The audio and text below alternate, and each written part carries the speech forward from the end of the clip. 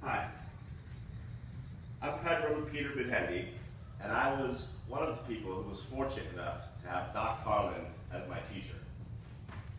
I was going to start off by saying that he was one of the greatest teachers I've ever had.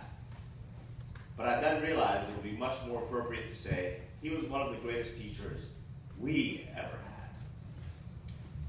Not only was I his pupil, but I was fortunate enough to be friends with his son, Jim Carlin, and at Thanksgiving dinner at the Carlin home for maybe 9 or 10 or 11 consecutive years. I think the most direct evidence of his talent and ability as a teacher was not the many awards and accolades that he won, but the hearts and minds of his students that he won. I'd like to make a confession and tell a story that really attests to this fact in front of many of my former teachers and administrators who are sitting in this room. As high school seniors, we decided that we had earned having an extra long lunch once in a while.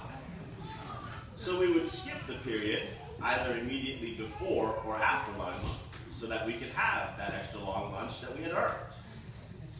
Unfortunately for us, one semester, Doc's AP English class happened to be one of those two periods. And I remember, in all seriousness, having a discussion with my friends and coming to the conclusion that we would never skip Doc's class, but always the other one.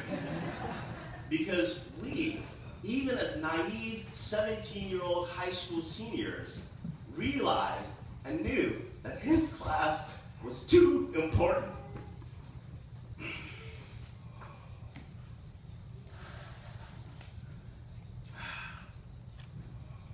Because we had heard that he was a minister, some of us even took to calling his class church.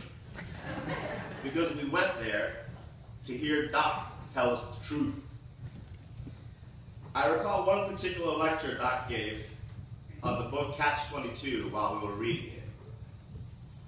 Catch-22 was a book about the absurdity of war, where a bomber pilot could be dismissed of his remaining missions if he were insane. But if a pilot went to declare that he was insane, then surely he was sane, because an insane person would never know that they were. But it wasn't enough for Doc for us to be able to sound intelligent at a cocktail party when someone used that expression. That's a real catch-22. He wanted us to understand how that applied to our lives and to the world around us.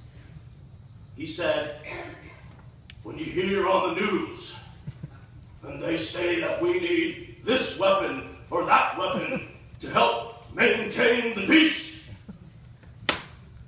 watch out. That's doublespeak. Weapons for peace! As he threw a desk halfway across the room, and the hairs on my arms stood up, just like they stand up today when I think about that lecture. That's the kind of truth that he taught us. Thank you, Doc, for teaching us the truth and to recognize it and for having been in our lives.